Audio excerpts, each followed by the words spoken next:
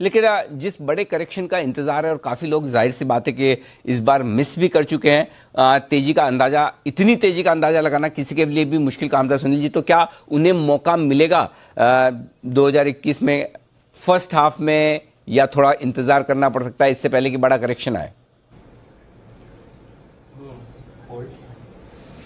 सो Anil ji, correction तो I would say it's a way of life. Market में ऊपर नीचे उतार चढ़ाव, करेक्शन और शार्प रैली हरदम ही देखने को मिलती है। इस बार ऐसा जरूर हुआ है कि लास्ट 2-3 महीने में हमने कोई बड़ा करेक्शन देखा ही नहीं है। इनफैक्ट अगस्त के बाद में कोई हमने करेक्शन के नाम की कोई चीज ही नहीं आई बाजार में।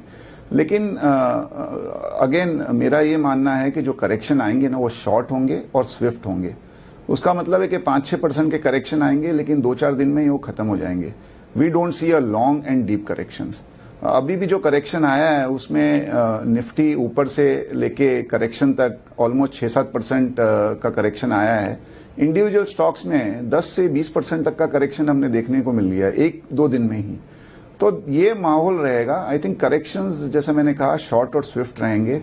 और उसको देखते हुए फ्रॉम इन्वेस्टर्स पर्सपेक्टिव, अगर आपने कोई शेयर पे काम कर रखा है तो आपको अपना टारगेट बना के रखना पड़ेगा। वो टारगेट आपको हो सकता है 2-4 दिन में मिल जाए, but you will have to be alert. अगर आप लॉन्ग टर्म इन्वेस्टर हैं और आप कोई फंड्स में इन्वेस्ट कर रहे हैं, तो मे बी 5% 7% करेक्शन जब आवे तब तक यू कैन इन्वेस्ट। बट हमें नहीं लगता है कि कोई बहुत ही ज्यादा बड़ा करेक्शन ऑन द एनविल है।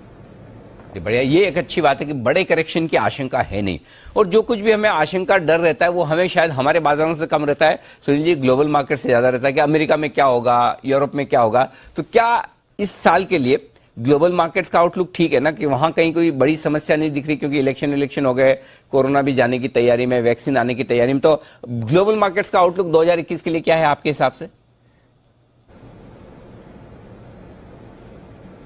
एक्चुअली हमें ना, जो इंडियन इन्वेस्टर्स है ना, वो बहुत ज्यादा चिंता करते हैं। तो जब ये न्यूज आई कि लंदन में एक नया स्ट्रेन कोरोना वायरस का आया है, तो फुटसी तो 2% गिरा, हमारा मार्केट 4% गिर गया, और यूएस मार्केट तो गिरा ही नहीं, पॉजिटिव बंद हुआ। तो हम थोड़ा ज्यादा रिएक्ट करते हैं by nature. As far as global markets are concern, आपने कहा वो सही है। ऐसा कोई बड़ा रीजन नहीं दिख रहा है बड़े करेक्शन का। लेकिन ये कोविड जो चीज है वो बहुत ही नई एक पेंडेमिक है। इसका वैक्सीन जरूर आ गया है, बट मेरे हिसाब से हर महीने 2 महीने में कुछ ना कुछ न्यूज आती रहेगी कि जहां वैक्सीन काम कर रहा है, नहीं कर रहा है, कोई दूसरा स्ट्रेन आया है। तो these kind of news flow आते रहेंगे, और हमें उनको ये क्लियर रहना चाहिए कि we are prepared for that. बाकी fundamentally news flow driven, cash flow driven, fund flow driven, ऐसा कोई बड़ी ऐसे कोई इवेंट नहीं दिख रही है जिसके वजह से हमें चिंतित होना चाहिए। बट क्या होता है ना अनिल जी, ये सब इवेंट्स है ना, हर बार नई इवेंट आती है जिसका हमें कोई अंदाजा नहीं होता है। जैसे कोविड किसी ने भी एक्सपेक्ट नहीं किया होगा, किसी ने भी एनालाइज नहीं किया होगा।